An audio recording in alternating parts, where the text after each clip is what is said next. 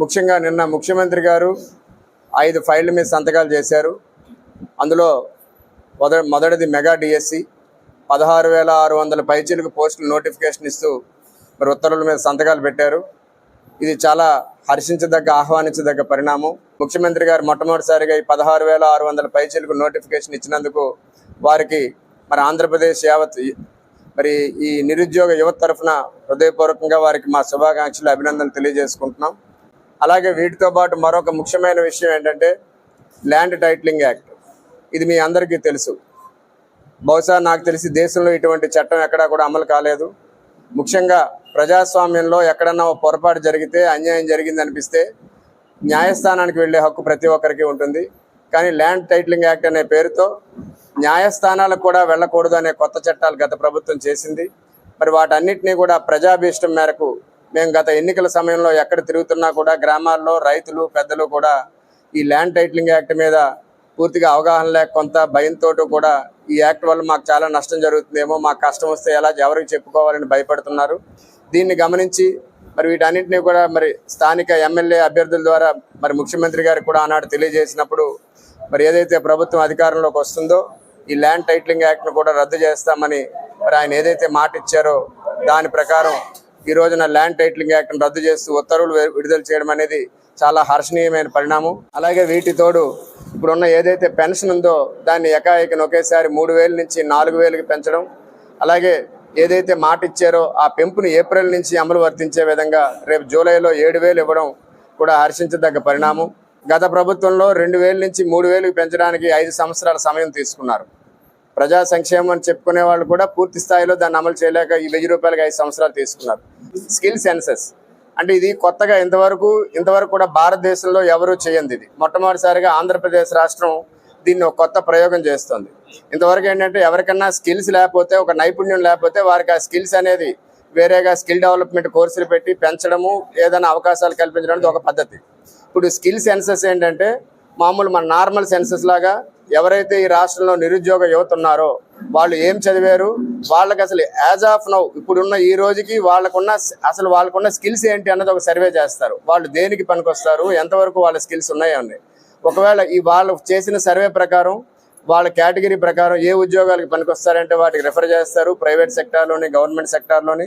ఒకవేళ వాళ్ళకి ఎటువంటి స్కిల్స్ లేకపోతే కనుక నైపుణ్యాభివృద్ధి సంస్థల ద్వారా, స్కిల్ డెవలప్మెంట్ సెంటర్ల ద్వారా వాళ్ళకు కూడా స్కిల్స్ అనేది ట్రైనింగ్ ఇప్పించి వాళ్ళందరికీ కూడా ఏదైతే మేనిఫెస్టోలో హామీ ఇచ్చారో 20 లక్షల ఉద్యోగాల కల్పన దిశగా కూడా వాళ్ళందరికీ కూడా ఉద్యోగాలు ఇప్పించే ప్రయత్నం కూడా చేస్తారని చెప్పని మరి మీ అందరికీ సవినయంగా తెలియజేసుకుంటూ, అదే అన్నా క్యాంటీన్ని పునరుద్ధరించడం కూడా చాలా హర్షించదగ్గ పరిణామం.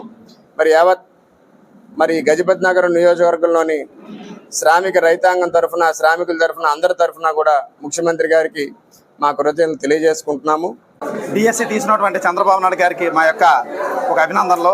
నా పేరు పీరు, నేను మహారాజ్ కాలేజీలో బీఈడి చదువుతున్నాను. అయితే 2019 నుంచి 2024 వరకు వెయిట్ చేసిన సందర్భాలు ఉన్నాయి. ఒక్క డిఎస్సి పోస్ట్ కూడా లేదు. చంద్రబాబు నాయుడు రాగానే ఒకే ఒక రోజులో డిఎస్సిపై సంతకం చేశారు.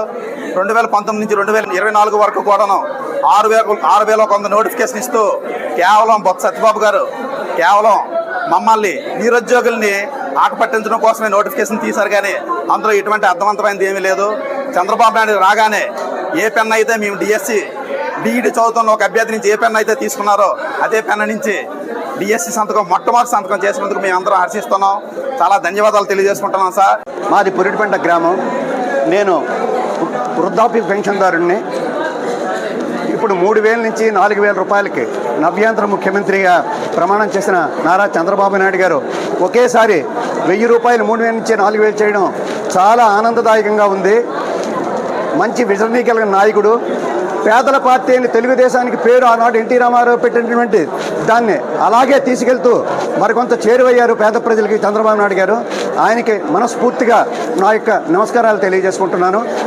మాది గజనగర్ మండలం బూడిపేట గ్రామం. అన్నా క్యాన్ 2014లో మొదలుపెట్టిన చంద్రబాబు నాయుడు గారు 2019 వరకు బాగా నడిపించారండి. తర్వాత జగన్మోహన్ రెడ్డి గారి ప్రభుత్వం వచ్చిన తర్వాత అవన్నీ తీసేయడం జరిగింది. తర్వాత ఇప్పుడు చంద్రబాబు నాయుడు గారు వచ్చిన తర్వాత మళ్ళీ అన్నా క్యాంటీన్ మీద సంతకం పెట్టడం వల్ల మాకందరికీ ఆనందదాయకంగా ఉంది. దీనివల్ల చాలా మంది లబ్ధి పొంది ఉన్నారు. నేపథ్యం లేదు, మా పిల్లల భవిష్యత్తు మా భవిష్యత్తు అతను తీస్తారండి. అంజపురం గణపతి, కడగల సూర్యరావు, బెల్లం తిరునాథ వీళ్ళందరూ ఏకమోకం అయిపోయి నాగేశ్వరరావు అట అతను జయ గారు అందరు కలిపి మా భూములు లాగేసుకుంటారు. రాత్రి 1 గంట అప్పుడు 12 అప్పుడు వెళ్తే వాళ్ళు దున్నేసి వెళ్ళిపోండారు. మేము ఏటి చేస్తామండి, అది ఆ భూమి తప్ప మాకు తినడానికి ఏటీ లేదు. మాకు కూలి చేసుకుందిన కొండ నేపథ్యం ఏటి లేదండి. మీ ప్రభుత్వం వచ్చింది కాబట్టి మాకు న్యాయం చేయాలని మేము కోరుకునేది అంతేండి బాబు. దాటి పెడతానండి. మా యజమానికి భూమి తీసుకెళ్ళిపోయి ఎక్కడ పెడితే అక్కడ ఈ డబ్బులు ఇచ్చినట్టుగా నాగేశ్వర జయ ఇలాగా మా మనిషిని ఎక్కడ పడితే అక్కడ తీసుకెళ్ళిపోయి ఆ మందు పట్టేసి భూమి తీసుకున్నందుకు మేము తిన్నద ఎంతైనా భూమి తీసుకుంటాను అంత అండం. ఇక రాత్రి దున్నిడము పొగలు దున్నిడము మాకు అవుపించుకుంటుంది. మేము ఎక్కడికో కూలికి వెళ్ళిపోయి తోటప్పటికి భూమి దున్ని అవుపించుతుంది. ఓ మినపచేను చల్లాము తీర్థమంతప్పటికి ఆ మినపచేన్ని దున్నించారు. నూజేను కోస్తామన్నప్పుడు నూజేను కూడా దున్నించాడు. అంజపురం గణపతి, బెల్లం తిరునాథ ఇలాగా కడగలు చూన్నారన మా యజమానిని ఎక్కడ పడితే అక్కడ బెదిరించేసి కొట్టేస్తాము తిట్టేస్తామని రకంగా చేస్తాండ్రు.